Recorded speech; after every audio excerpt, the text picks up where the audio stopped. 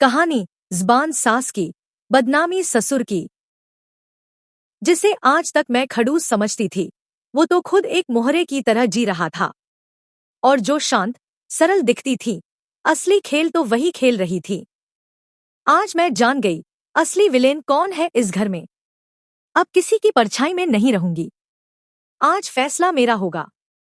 सासू माँ, अब किसी और के कंधे पर बंदूक रखकर चलाना बंद कीजिए। माँ, आप चिंता मत करना। मैं मायके आने की पूरी कोशिश कर रही हूँ। आज मैं सीधे बाबूजी से ही बात करूंगी।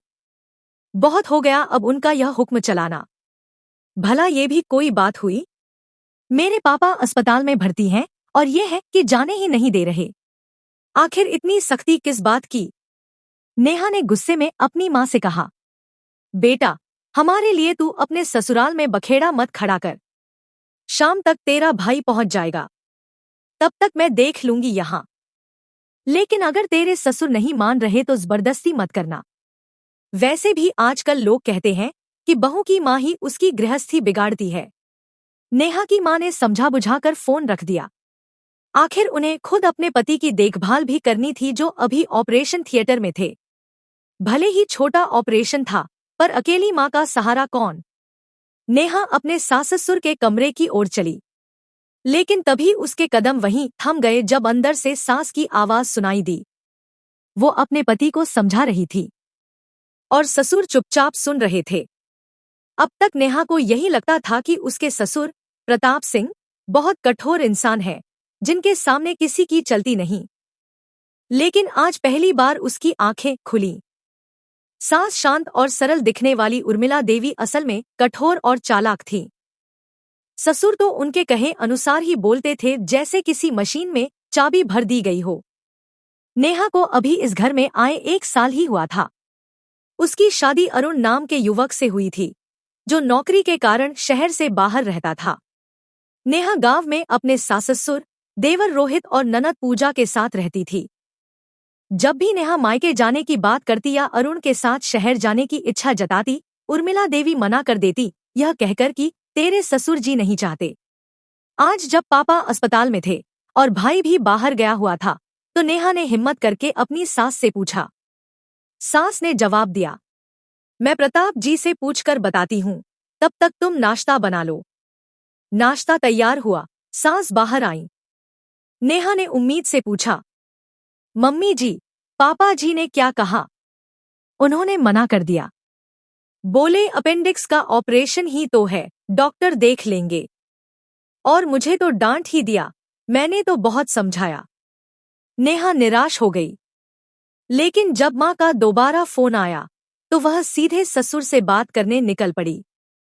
लेकिन जैसे ही वो दरवाजे तक पहुंची, अंदर से बातचीत सुनकर वह वहीं ठिठक गई। प्रताप सिंह कह रहे थे, उसे जाने दो उर्मिला, उसकी माँ अकेली है। थोड़ा सहारा मिल जाएगा नेहा के वहां होने से। डॉक्टर तो है ही, पर भावनात्मक साथ जरूरी होता है। उर्मिला देवी बोली, अरे ऐसे कैसे भेज दूं? घर का सारा काम कौन करेगा? मैं तो अब अकेले कुछ नहीं कर पाती। और वो क्या डॉक्टर है जो वहां कुछ करेगी? सब तो पैसों से हो जाता है अब। प्रताप जी ने समझाया, एक दिन का काम तो तुम कर लो, माया भी है। बहू को कैद में क्यों रखा है? और अरुण बेचारा बाहर रहकर खुद खाना बनाता है, खुद काम करता है। यहाँ उसकी पत्नी भी चैन से नहीं रह पा रही। अब बहुत उसकी तरफदारी मत करो। बहू है, बेटी नहीं। सिर चढ़ गई तो फिर तुम ही संभालना। इतना सुनते ही नेहा के होश उड़ गए। उसे समझ आ गया कि असली खेल कौन खेल रहा था। नेहा ने दरवाजा खटखटाया। क्या हुआ बहू? उर्मिला देवी सकपकाते हुए बोली, मैं अपने मायके जा रही हूँ, मम्मी जी। शाम तक भैया आ जाएगा, फिर मैं लौट आऊंगी। लेकिन तुम्हारे पापा जी को पसंद नहीं। नेहा ने सीधी नजर से उनकी ओर देखा, फिर वो प्रताप सिंह की ओर मुड़ी। पापा जी, अगर आप भी चले तो और अच्छा लगेगा। पापा आपको देखकर खुश हो जाएंगे। प्रताप सिंह ने बिना कुछ कहे सिर हिला दिया। कुछ देर बाद नेहा तैयार होकर बाहर आई और दोबारा पूछा, पापा जी चल रहे हैं? प्रताप जी मुस्कराए और उसके साथ निकल पड़े। कुछ दिन बाद नेहा ससुराल लौटी नहीं, बल्कि पति अरुण के साथ शहर चली गई। उर्मिला देवी ने रोकने की बहुत कोशिश की, लेकिन इस बार नेहा जान चुकी थी कि ना कौन कह रहा था। अब उसने निर्णय लिया था कि वह हर बात सीधे प्रताप सिंह से ही पूछेगी, क्योंकि अब पर्दा उठ चुका था। कहानी पसंद आई तो वीडियो को शेयर करें और अपने इस चैनल को सब्सक्राइब करना ना भूलें। धन्यवाद।